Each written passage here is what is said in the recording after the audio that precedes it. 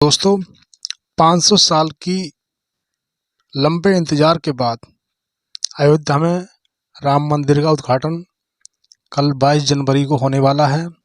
राम मंदिर प्राण प्रतिष्ठा समारोह के लिए आमंत्रित किए गए लगभग 8,000 लोगों की लंबी सूची है। राजकीय अतिथियों की सूची में राजनेता, उद्योगपति, फिल्म स्टार, अभिनेता, खिलाड़ी और नौकरशाह राजनायक शामिल हैं।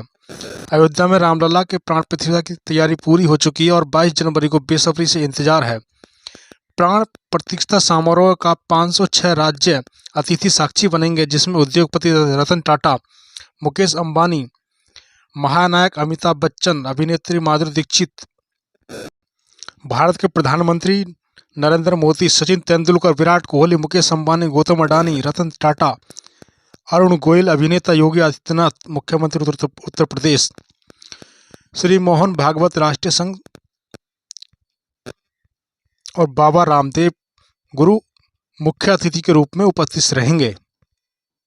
500 साल की लंबी लड़ाई के बाद श्री राम जन्मभूमि मंदिर का निर्माण शुरू हो पाया। सुप्रीम कोर्ट के आदेश के अनुसार करीब 4 साल तक अयोध्या का निर्माण कार्य में लगा है। इसमें लगभग 90% कार्य पूरा हो चुका है। कहा जाता है कि अयोध्या में ऐसा राम मंदिर बनाया जाएगा जिसे आने वाले 1000 वर्षों तक मरम्मत की आवश्यकता नहीं होगी। इतना ही नहीं,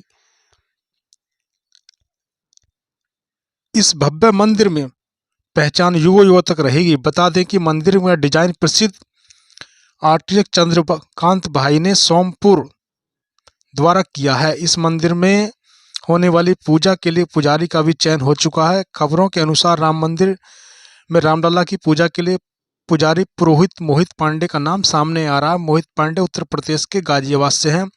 रामलला की पूजा के लिए नियुक्त किए जाने वाले पुजारियों में मापदंड निर्धारित किए गए हैं, जिसके लिए परंपरा का विधान होना जरूरी था। साथ ही पंडित राम मंदिर में पूजा करेंगे, उन्हें वेद, शास्त्र और संस्कृत आदि में विशेषज्ञता भी होना जरूरी है। इन सभी मापदंडों में मोहित पांडे उत्तीर्ण हैं। आइए जानते हैं राम मंदिर के पुजारी के नियुक्त मोहित पांडे के बारे में। अयोध्या में बने भव्य मंदिर के लिए पुजारी का चयन बाकायदा आवेदन मांगे गए थे, जिसमें 3000 उम्मीदवारों ने आवेदन किया था। चयन प्रक्रिया में पुजारियों के लिए मापदंड निर्धारित किए गए थे, जिससे सभी को गुजरना पड़ता था। इस प्रक्रिया में 200 आवेदन पुजारी साक्षात्कार तक पहुंचे थे, जिसमें 50 पुजारियों के रूप में चुना गया है। इन्हीं 50 पुजारियों में मोहित पांडे का नाम भी शामिल है। जानते हैं मंदिर के इतिहास के बारे में। अयोध्या राम मंदिर का इतिहास। ये एक ऐतिहासिक मानता है कि प्राचीन काल में कभी अयोध्या नगरी का पुनरुद्धार उज्जैन के नरेश महाराज विक्रमादित्य ने कराया था। उन्होंने ही राम जन्मभूमि का भव्य निर्माण करवाया था। 16वीं सदी के शुरुआत में मुगलों ने जब अयोध्या पर आक्रमण किया था, तब राम जन्मभूमि के उस प्राचीन मंदिर में श्री राम की मूर्ति स्थापित थी। अयोध्या की राम जन्मभूमि पर बाबरी मस्जिद बनने और ढाई जाने तक का इतिहास। भगवान राम का जन्म 51 से 14 ईस्वी पूर्व को उत्तर प्रदेश के अयोध्या नगर में हुआ था। शास्त्रों के अनुसार विदेशी आक्रमणकारियों बाबर के आदेश पर 1527-28 में अयोध्या में राम जन्मभूमि पर बने भव्य मंदिर को तोड़ने कर एक मस्जिद का निर्माण किया गया। कालांतर में बाबर के नाम पर ही इस मस्जिद का नाम बाबरी मस्जिद पड़ा था। जब मंदिर तोड़ा जा रहा था, तब राम जन्मभूमि मंदिर प्रसिद्ध महात्मा श्यामनंद जी महाराज का अधिकार था। उस समय भीटी के राजा मेहताब सिंह बद्रीनारायण मंदिर के बचाने के लिए बाबर की सेना से युद्ध लड़ रहे थे। कई दिनों तक युद्ध चला और अंत में हजारों वीर सैनिक शहीद हो गए। इतिहासकार कनिंघम के अनुसार लखनऊ गजेटर के 66वें अंक और प्रश्न नंबर 3 पर लिखा गया 1,74,000 हिंदुओं की लाशें गिर जाने के पश्चात वीर बकी ने अपने मंदिर को ध्वस्त करने के अभियान में सफल हुआ। उस समय अयोध्या में से 6 मील दूरी पर सनेथू नाम के गांव में पंडित देवी दीनदयाल पांडे ने वहां के आसपास गांव सराय, सिंघनिया, रजेपुर आदि के सूर्यवंशी क्षत्रियों को एकत्रित किया और फिर से युद्ध हुआ। पंडित देवी दीनदयाल सहित हजारों हिंदू शहीद हो गए और बाबर की सेना जीत गई। पंडित जी की मृत्यु के पश्चात 15 दिन बाद हंसकर के महाराज रणविजय सिंह ने सिर्फ 1000 सैनिकों के साथ मीर बाकी की विशाल सेना और शस्त्रों के से सुनियोजित शस्त्रों से सुसज्जित सेना से रामलला को मुक्त कराने के लिए आक्रमण किया, लेकिन महाराष्ट्र सहित जन्मभूमि के रक्षक सभी वीरगति को प्राप्त हो गए। स्वर्गवासी महाराज रणविजय सिंह की पत्नी रानी जयराज कुमारी हंसकर ने अपने पति को वीरगति के बाद खुद रणभूमि की रक्षा के लिए आगे बढ़ने का कार्य किया। उन्होंने 3000 नारियों की सेना लेकर राम जन्मभूमि पर हमला बोल दिया और हुमायूं के समय तक उन्होंने छापामार युद्ध जारी रखा। स्वामी महेश्वर नंद जी ने सन्यासियों की सेना बनाई। रानी जय राजकुमारी हंसकर के नेतृत्व में यह युद्ध चलता रहा, लेकिन हुमायूं की शाही सेना से इस युद्ध में स्वामी महेश्वर नंद जी और रानी जयराज कुमारी लड़ते हुए अपनी बची हुई सेना के साथ शहीद हो गए। रणभूमि में दोनों को शहीद होना पड़ा। मुगल शासक अकबर के काल में शाही सेना हर दिन इन युद्धों से कमजोर हो रही थी, अतः अकबर ने बीरबल और टोडरमल से कहने पर मंदिर में थोड़ी सी जगह बनाने की अनुमति दे दी और यही क्रम शाहजहां के काल में भी चलता रहा। फिर औरंगजेब काल में भयंकर दमन चक्र चलाकर उत्तर भारत के हिंदुओं को संपूर्ण सफाया का संकल्प लिया गया, जिसमें लगभग 10 बार अयोध्या के मंदिर को तोड़ने का अभियान चलाकर यहाँ के सभी प्रमुख मंदिरों और उनकी मूर्तियों को तोड़ डाला गया। औरंगजेब के समय में समर्थ गुरु श्री रामदास जी महाराज जी के शिष्य वैष्णव दास जी के राम जन्मभूमि को मुक्त कराने के लिए 30 आक्रमण किए। नसरुद्दीन हैदर के समय में मकरही के राजा के नेतृत्व में जन्मभूमि को मुक्त कराने के लिए लगातार 3 आक्रमण किए। बड़ी संख्या में हिंदू मारे गए। इस संग्राम में भीती, हंसकर, मरखी, खजूर, अमेठी के राजा गुरुदत्त सिंह भी सम्मिलित थे।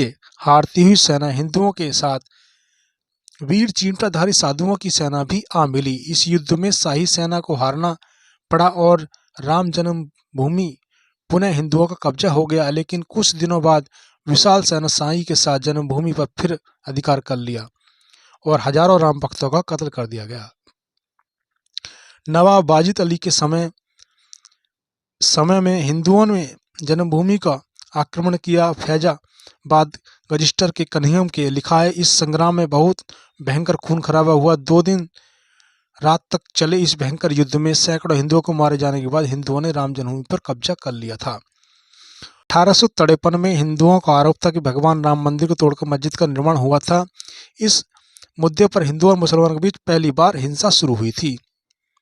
इसके बाद 1857 की क्रांति में बहादुर शाह जफर ने समय में बाबा रामचरण दास ने एक मौलवी अमीर के साथ जन्मभूमि उद्धार का प्रयास किया। कुछ कट्टरपंथी मुसलमानों को यह बात स्वीकार नहीं हुई और इसके विरोध में चलते 18 मार्च 1958 को कुबेर टीला स्थित पर एक इमली के पेड़ के साथ दोनों को अंग्रेजों ने फांसी पर लटका दिया था। 19 जनवरी 1985 को हिंदू रघुवीर दास जी ने पहली बार इस मामले को फैजाबाद न्यायाधीश हरिकृष्ण के सामने रखा। इस मामले में कहा गया कि मस्जिद की जगह पर मंदिर बनवाना चाहिए क्योंकि वह प्रभु राम का स्थान है।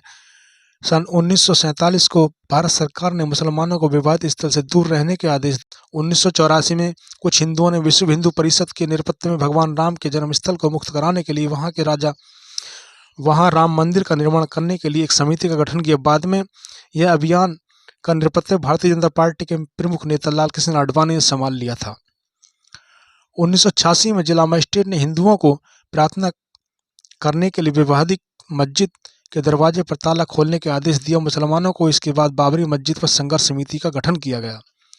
1989 में विश्व हिंदू परिषद के राम मंदिर निर्माण के लिए अभियान तेज किया गया और विवादित स्थल पर नजदीकी राम मंदिर की नींव रखी गई। इसी वर्ष इलाहाबाद उच्च न्यायालय के आदेश दिया गया कि विवादित स्थल पर मुख्य द्वारों को खोल दिया जाना चाहिए और इस जगह के लिए हमेशा हिंदुओं को दे देनी चाहिए। 30 अक्टूबर 1990 को हजारों राम भक्तों ने मुलायम सिंह यादव की खड़ी की गई अनेक बाधाओं को पार करके अयोध्या में प्रवेश किया और विवादित ढांचे के ऊपर भगवा ध्वज लहरा दिया। 2 नवंबर 1990 को मुलायम सिंह के आदेश पर कार सेवकों पर चलवाई गई गोलियों पर सैकड़ों राम भक्तों ने अपने जीवन की आहुति दे दी। सरयू नदी राम भक्तों की लाशों से भर गया। इस हत्याकांड में अप्रैल 1991 को उत्तर प्रदेश के मुख्यमंत्री मुलायम सिंह यादव को तत्काल इस्तीफा देना पड़ा। इसके बाद लाखों राम भक्त 6 दिसंबर 1992 को बाबरी मस्जिद का ढा दिया, जिसके परिणाम स्वरूप देश भर में दंगे। इसी मामले पर विश्व हिंदू परिषद के नेता अशोक सिंघल, भाजपा नेता लालकृष्ण आडवाणी और यूपी के पूर्व मुख्यमंत्री कल्याण सिंह आदि, मुरली मनोहर जोशी और मध्य प्रदेश के पूर्व सीएम उमा भारती सहित 13 नेताओं के खिलाफ आपराधिक साजिश का मुकदमा चलाने की मांग की गई। 6 दिसंबर 1992 को जब विवादित ढांचा गिराया गया, उस समय राज्य में कल्याण सिंह की सरकार थी। उस दिन बहुत सुबह करीब 10:30 बजे हजारों लाखों की संख्या में कार सेवक पहुंचने लगे और 12 बजे कार सेवकों ने एक बड़ा जस्ता मंदिर की दीवार पर चढ़ गया। लाखों की भीड़ को संभालने के लिए मुश्किल हो गया और वहां 3:40 पर पहला गुंबद भीड़ ने तोड़ दिया और 5 बजने में जब 5 मिनट समय बाकी का तभी पूरे पर विवादित ढांचा जमीन दोष हो गया। भीड़ ने उसी जगह पूजा अर्चना की और रामशिला की स्थापना की। पुलिस अधिकारी सब खड़े देखते रह गए। इसके बाद कार सेवकों को रोकने की किसी की हिम्मत नहीं। मुख्यमंत्री कल्याण सिंह ने साफ आदेश था कि कार सेवकों पर कोई भी गोली नहीं चलाएगा।